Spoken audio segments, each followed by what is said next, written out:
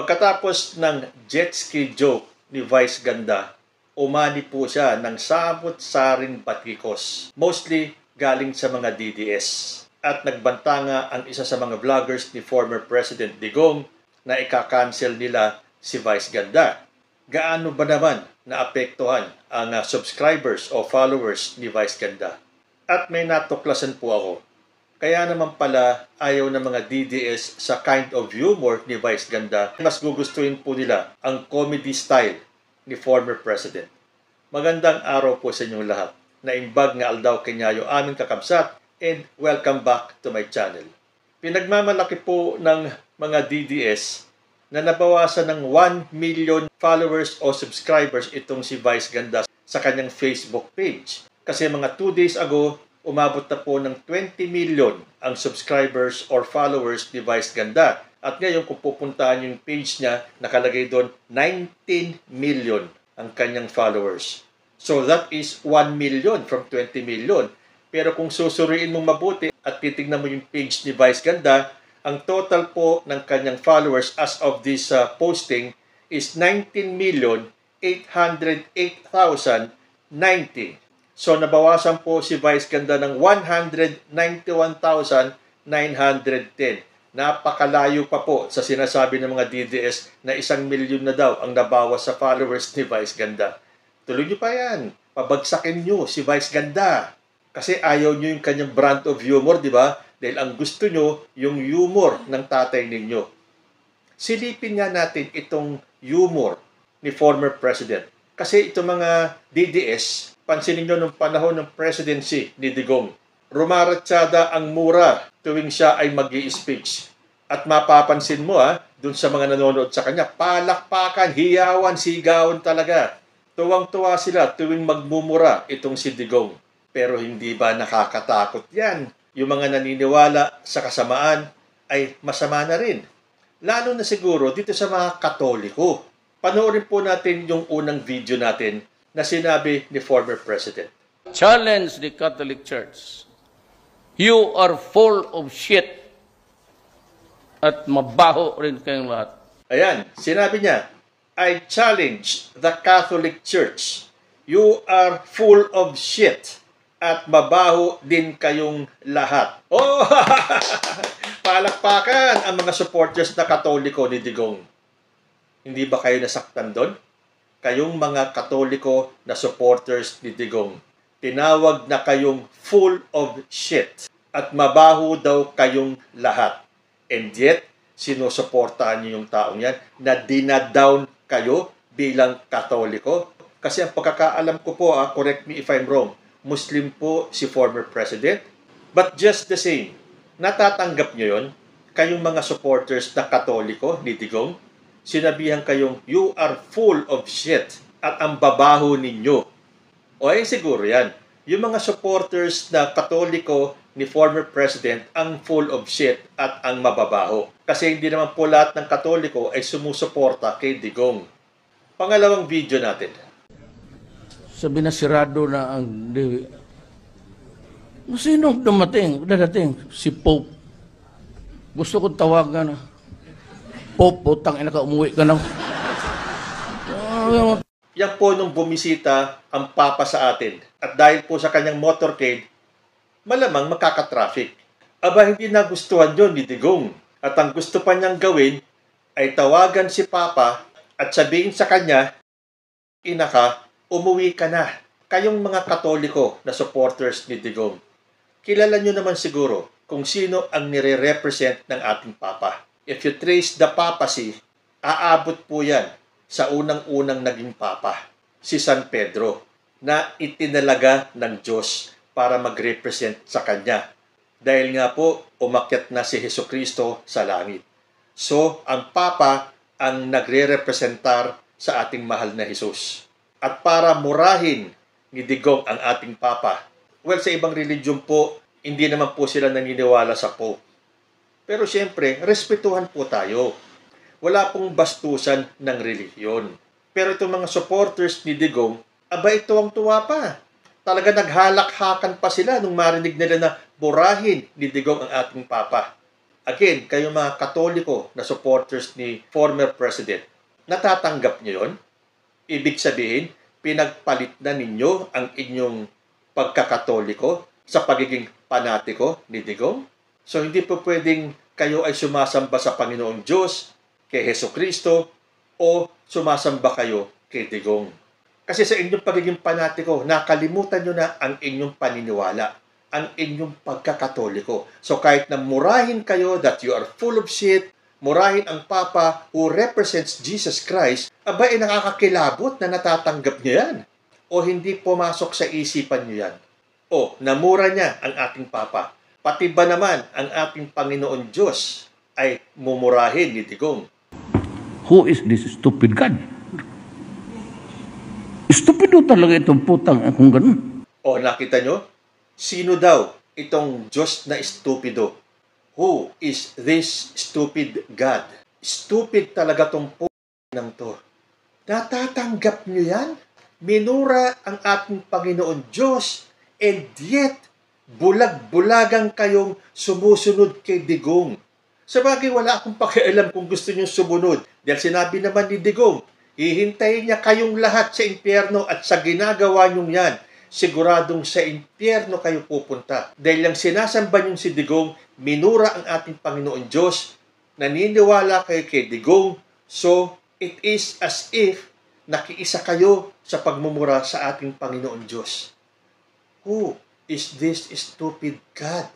Kilabutan kayo. Hindi ko kayo hinihikayat iwanan si Digong. Kung talaga magpakapanatiko kayo kay Rodrigo Duterte, fine with me. Hindi naman ako ang mapupunta sa impyerno. Kayo ang hihintayin niya sa impyerno kung saan ang presidente ng impyerno ay ang anak niyang si Sara Duterte. Wala na pong bawian yan. Dokumentado yan. Sinabi ni Sara Duterte na siya pa rin ang presidente ng impyerno at dadalhin kayong lahat ni Digong sa impyerno. At matapos tawagin ni Digong na stupid God ang ating Panginoon Diyos, sa tingin ninyo, hindi niya pinagdudusahan itong sinabi niyang ito? Marami na po tayong nabasang mga artikulo tungkol sa mga tao, mga personalidad, mga celebrities na hinamak ang ating Panginoon Diyos. Ano ang kinahinatnan nila?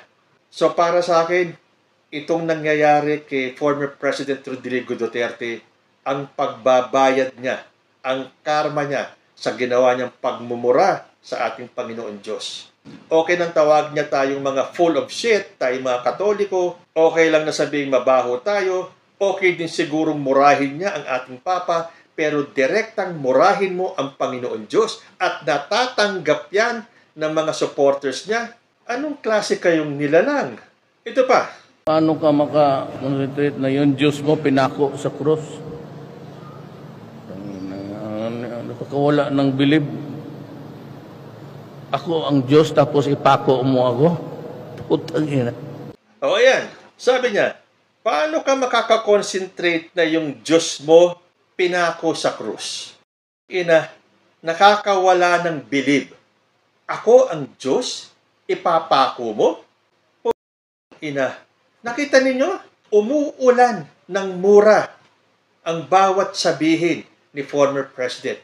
At para sa inyo, tuwang-tuwa pa kayo, tanggap na tanggap nyo pa, naghahaleluya pa kayo, nagpapalakpakan pa kayo, nagchichir pa kayo. Mabuhay ang the best President ng Pilipinas, Rodrigo Roa Duterte, na tumawag sa ating Diyos ng estupido.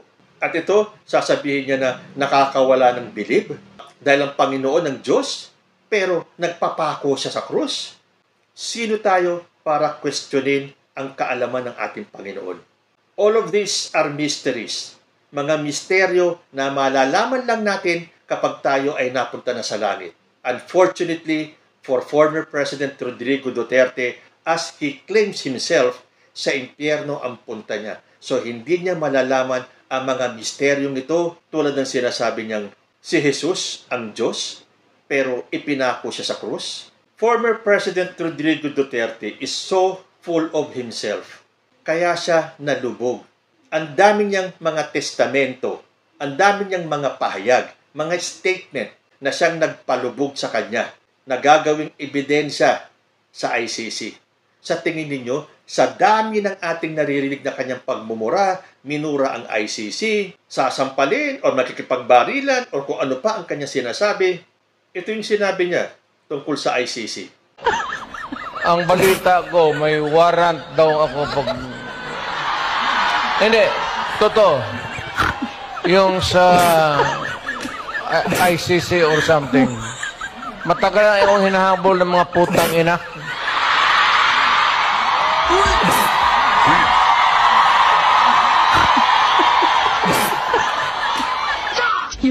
Oh, hinamon mo yung ICC. Nasaan ka ngayon? At ang pinaka-comedy na talagang pinagtatawanan at bentang-benta sa mga DDS ay yung rape joke ni former President. Tinignan ko yung muka. Ina parang si... parang artista sa Amerika na maganda. Ina, kasayang nito. Ang napasok sa isip ko, ni-rape nila. Pinagpilahan nila na doon. No, bakit nagalit ako? Kasi ni-rape? No, oo. Isa rin yun. Pero, napakaganda. Dapat, ang mayor muna ang mauna. Oh, mga supporters ni former President, okay pa rin sa inyo to? Yung pagbibiro niya dyan sa rape case na yan? Ang dami daw ng rape. Pero ang iniisip niya, dapat daw mauna sa mayor. How could such words come out from a president? Sigurado naman, napanood nyo itong mga videos na to. Matagal nyo nang alam ito. And yet, nagbubulag-bulagan kayo. Put yourselves in the shoes of the victim's relatives. Marinig nyo sa presidente ninyo na dapat yung babaeng na rape, na kamag-anak nyo, nanay nyo, auntie nyo, kapatid nyo, tapos maririnig ninyo na dapat daw nauna yung mayor. Kasi that was the time na mayor pa lang itong si former president. And yet, hallelujah kayo.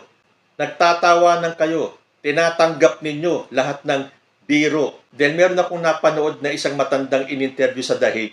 Pinagpipilitan niya na lahat daw ng sinasambit ni former president o yung tatay digong nila ay biro. Joke lang daw lahat. So sinabi nung interviewer, so pati ba yung nangyaring EJK? Biro? Yes! That was a joke, sabi pa nung matanda. Nakita nyo kung paano nilusaw ng pagkapanatiko nyo kay Digong ang mga utak ninyo? Wala nang sense. Wala nang katwiran. Basta ang importante sa inyo is to bring him home. Oy, nakita nyo? Napakadami pong kumakalat na mga balita, mga videos na kesyo nakauwi na daw si Digong. Papakita pa nila na lumalabas sa van, o kaya nasa bahay na, o kaya naglalakad na, palabas na ng airport o kung saan man siya galing. Inuuto kayo ng mga content creators na DDS or talagang sinasadya nila yan. Nagpapakalat sila ng mga balitang nakauwi na daw si Tatay Digong nila. Makikita mo pa sa ibang video, nagsisigawan sila, nagtatalunan sila. Salamat sa Diyos, nakauwi na. Pero, nasa si Digong ngayon? Nasa ICC pa rin po. Ang tingin ko kasi, kailangan wag mamatay yung pag-asa ng mga DDS na makakalaya na itong si Tatay Digong nila. So, kailangan palakasin ang loob nito mga DDS vloggers and content creators. Kasi nandito na si Digong, nakalaya na rin si Tatay Digong nila, humanda daw ang mga mananagot, pero nasa na siya? Nandun pa rin po. Doon naman tayo sa mga famous quotes ni Rodrigo Duterte. Sabi niya, "Me, they are saying that I am part of a death squad." True. That's true. So, aminado yung Tatay Digong ninyo na siya ay parte ng death squad. So, ano ba ang trabaho ng death squad? Hindi ba ang pumatay? So, dyan pa lang, aminado na ang tatay ninyo na siya ay pumapatay. Sabi pa niya rito, "I don't care about human rights. Believe me." Kaya pala ang daming namatay sa EJK dahil hindi siya naniniwala sa human rights. Wala nang human rights, patayin nyo na lang. Tapos ngayon, sila ang humihingi ng human rights. At yan pala ay nangyayari na yung mga killings panahon pa nang siya ay mayor. Then meron po siyang statement, "I would go around Davao with a motorcycle, with a big bike around, and I would just patrol the streets and looking for trouble also. I was really looking for an encounter so I could kill. Nakakatawa pa rin, mga DDS. At ang pinaka-kinilabutan ako sa mga statements ni former President, actually, yung mga nababasa ko mga statements niya, paulit-ulit ko na lang nababasa yun eh. Pero ito, first time kong nabasa, dahil para sa akin, this will nail the coffin. Matapos niyang murahin at tawaging stupid God ang ating Panginoon Diyos, ito po ang kanyang binitawang salita. Sa dami ng nagawa kong kasalanan, kung meron ba talagang Diyos, bakit walang nagpaparusa sa akin? Patuloy akong nananagana sa lahat ng mga bagay. Walang Panginoon, walang Diyos. Sana po hindi ito binigkas ni former President. Sa dami daw ng nagawa niyang kasalanan, bakit patuloy siyang nananagana sa lahat ng bagay? At kung talagang may Diyos, bakit walang nagpaparusa sa Kanya? So para sa akin, sa opinion ko at paniniwala ko, ang nangyayari ngayon kay former President Rodrigo Duterte ay ang parusa ng Diyos na hinahanap niya dito. Bakit daw wala nagpaparusa sa Kanya sa dami ng Kanyang nagawang kasalanan? So mga DDS, ito ba ang brand of humor na gusto ninyo? Look at him now. Kayo po, ano ang masasabi ninyo? Comment lang po down below and I will see you in my next video. Diyos te Armina.